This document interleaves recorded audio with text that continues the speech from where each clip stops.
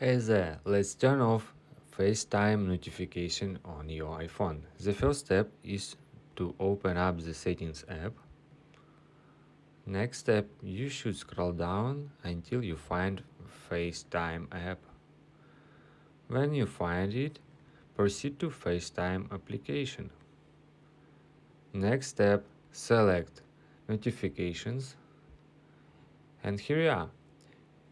You can enable or disable some of these all notification. You can just tap on this specific notification and enable or disable basically. And also you can turn off all notification. Next to allow notification, tap on this green icon to disable all notification that you can get from FaceTime app. Then go back and use your iPhone device.